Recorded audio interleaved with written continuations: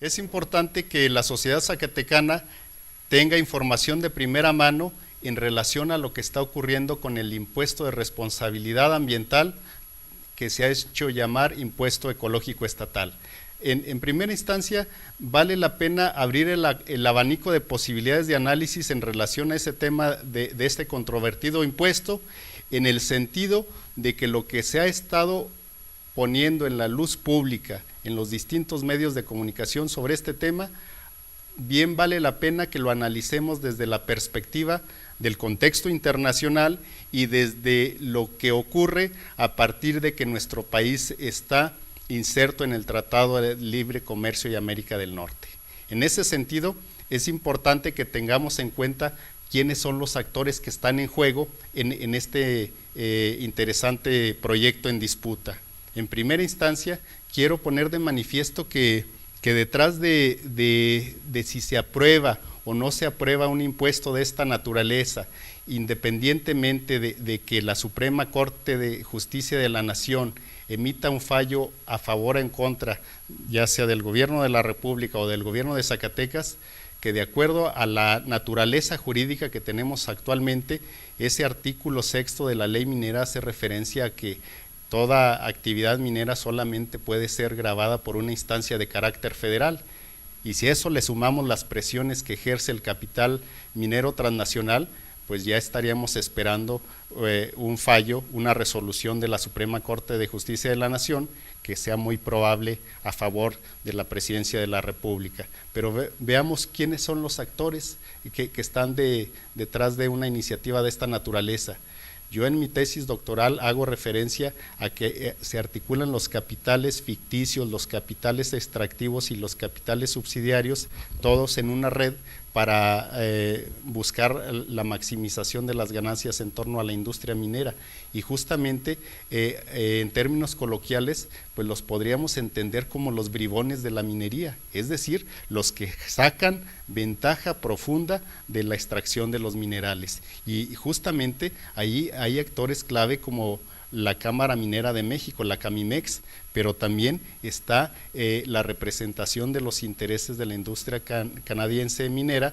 a través de la Cámara de Comercio de Canadá en México, y que a partir de esas dos figuras, y si le sumamos a nivel local lo que representa el clúster minero, pues vemos que todos esos actores estarían articulados y respondiendo a la lógica que se trabaja desde los lobbies internacionales de la minería. Esos lobbies internacionales de la minería que tienen gran poder económico a nivel internacional, y que esos lobbies, por citarte un ejemplo, Roberto, esos lobbies tienen capacidad de mover de sus cargos públicos a los funcionarios de primer nivel, como ocurrió con Kevin Rudd en Australia, un primer ministro de Australia que se le remueve de su cargo a partir de impulsar un esquema de transformación de las regalías por una carga impositiva en la industria minera. Eso ocurrió por el año 2011. Si a eso le agregamos cuál es el papel que juegan los estados nacionales, sobre todo en los países subdesarrollados como América Latina, pues aquí lo que vemos es que hay una subordinación de estos países hermanos de América Latina con respecto a los países desarrollados, y esa subordinación hace que podamos encontrar una especie de lacayos de la minería. Y esos lacayos son justamente esos estados nacionales de las economías subdesarrolladas. Y aquí quiero remitirme a otro aspecto importante. Para que esa situación de subordinación se dé, es que hay otros entes supranacionales que están jugando a favor de los intereses del capital transnacional. Y quiero referirme a los intereses del Banco Mundial. Quiero referirme a la Organización Mundial de Comercio, y ese órgano, Banco Mundial, tiene un organismo que se le llama Centro Internacional de Arreglo de Diferencias en materia de inversión Entonces, a partir de ese centro de arreglo de diferencias es que se negocian y se acomodan los intereses a favor de las grandes empresas, y esto hay que entenderlo. Cuando nos colocamos en América del Norte, teniendo presente 1994 con la entrada en vigor del Tratado de Libre Comercio,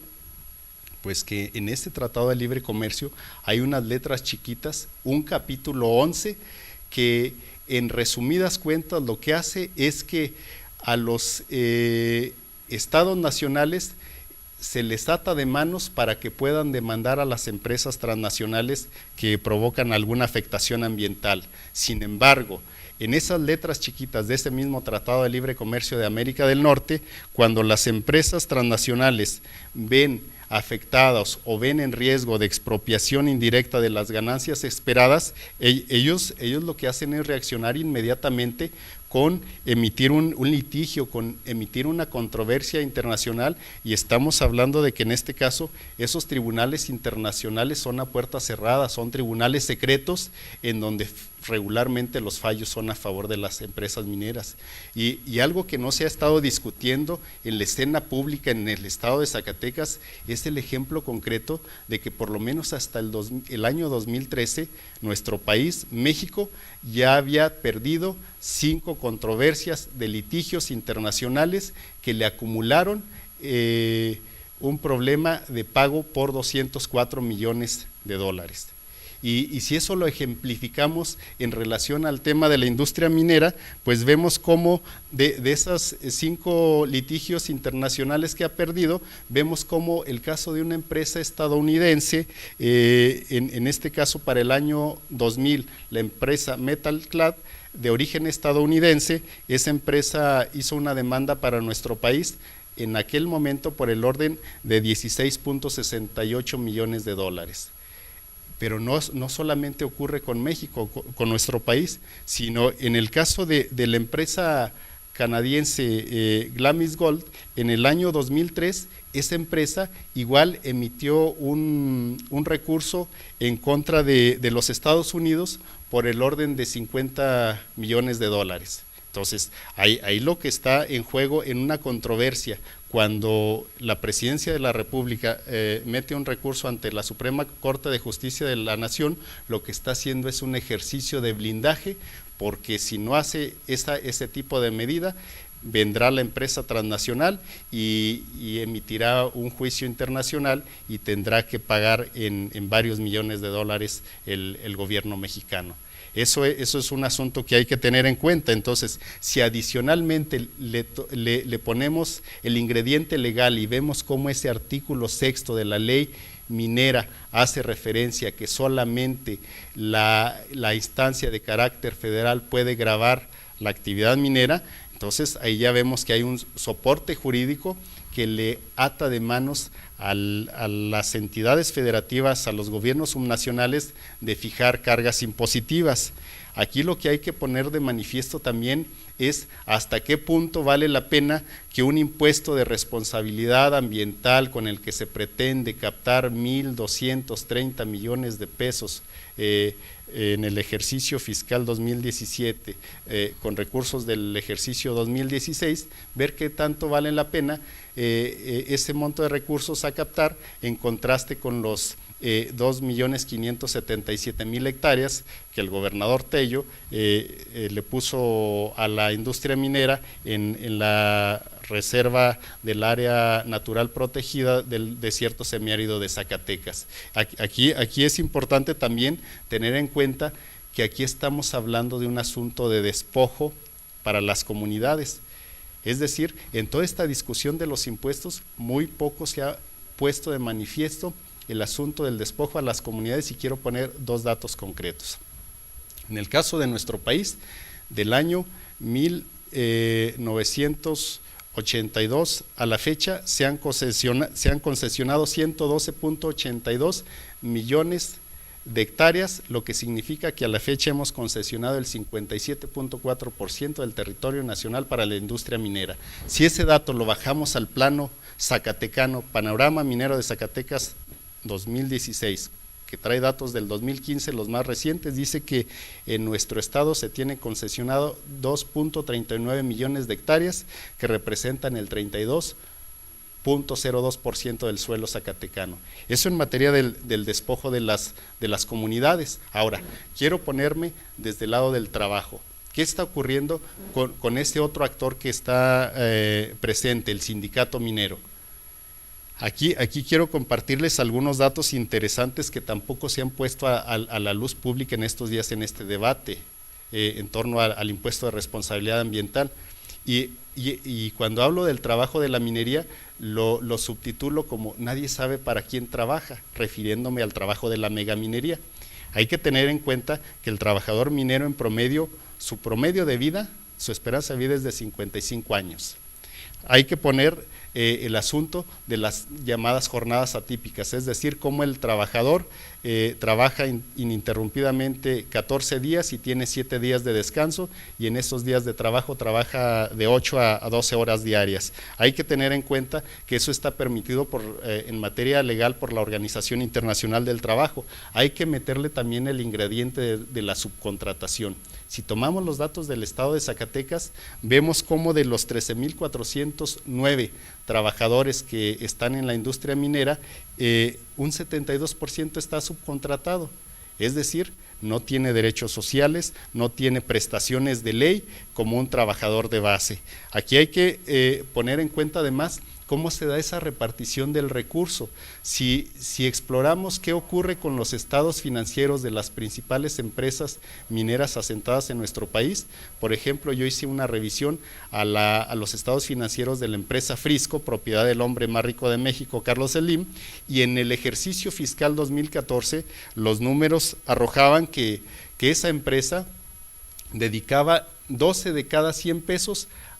a sueldos y salarios. Y también los estados financieros decían que 18 de cada 100 pesos eran ganancias para la empresa. Y el dato interesante es que solamente 4 de cada 100 pesos eran canalizados como utilidades para los trabajadores. Otro dato interesante que bien vale la pena que se debata desde el punto de vista del trabajo en la minería es qué está ocurriendo con las asimetrías con la percepción del trabajador minero. Y aquí quiero poner de manifiesto otros dos datos. En México, un trabajador minero gana en promedio $20 por jornada diaria. En los hermanos vecinos del norte, en Canadá y Estados Unidos, un trabajador minero gana en promedio $40 por hora. Entonces, esto a lo que nos lleva es que tenemos que estar discutiendo públicamente en el marco del Tratado de Libre Comercio de América del Norte, ahora que Trump nos amenaza con que quiere que cancelemos este tratado, pues bien vale la pena renegociarlo para que en esas letras chiquitas del Tratado de Libre Comercio se vea qué es lo que va a pasar con la megaminería, se quiten esos candados para evitar que los estados nacionales estén impedidos para demandar a las grandes empresas. Después de ello se hagan reformas y adiciones a la Constitución Política de los Estados Unidos Mexicanos que permitan una reforma y adición a la ley minera para que ese artículo perverso, artículo número 6, dé la posibilidad de que no solamente la federación pueda gravar la industria minera, sino también los estados. Incluso yo planteé en mi tesis doctoral que también los municipios pudieran captar ingresos de la actividad extractiva de la minería. Aquí lo importante a tener en cuenta es cómo este papel de la discusión pública de la industria minera debe involucrar otros actores. Yo quisiera nada más poner de manifiesto a través de tu medio, a través de esta entrevista, ¿dónde están esos 3 diputados locales zacatecanos fijando su postura pública de cara a Zacatecas que están integrando la Comisión Especial de Minería en la Honorable Cámara de Diputados? Y quiero ponerles nombre y apellido. Quiero saber qué está haciendo Leonel Cordero del PAN, qué está haciendo Araceli Guerrero del PRI y qué está haciendo el diputado Basurto de Morena. Ellos 3 integran la Comisión Especial de Minería y yo quiero saber cuál es su posición, que la den de cara a todos los zacatecanos en torno a esta discusión del impuesto de responsabilidad ambiental. Es importante también que tengamos presente qué es lo que está pasando en las comunidades donde se está llevando a cabo la actividad extractiva de la minería, porque yo como ciudadano zacatecano no esperaría ver que se repitan historias como las de Noria de Ángeles, donde en 1982 se asentó la mina a tajo abierto de plata más grande del mundo, y hoy ese municipio Noria de Ángeles tiene 3/4 de su población en situación de pobreza. No hay que ir tan lejos, hay que colocarnos únicamente al otro extremo de Zacatecas, irnos a Mazapil, y como tenemos hoy a dos grandes empresas, a Goldcorp y tenemos a Frisco, y hoy tenemos a Mazapil también con 3/4 de su población en situación de pobreza. Eso nos lleva a documentar con datos concretos que la ilusión del desarrollo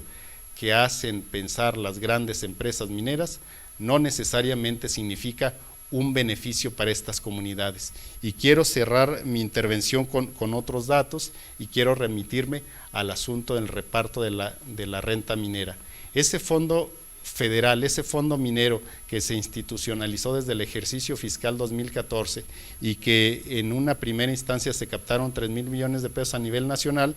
pues eso para nuestro país, a los 25 estados de la República donde se repartió, significó que las grandes empresas se quedaron con $999 con 85 centavos, y a los 25 estados les repartieron apenas 15 centavos de dólar. Cuando vemos la realidad de Zacatecas, el gran pastel que le tocó fueron 444.6 millones de pesos, y si vemos la proporción, tomando en cuenta que en el ejercicio fiscal 2014 el valor de la producción minera en Zacatecas fue por 4.08 mil millones de dólares, eso quiere decir que las empresas se quedaron con 999.92 dólares, y al estado de Zacatecas únicamente le repartieron 8 centavos de cada $1,000.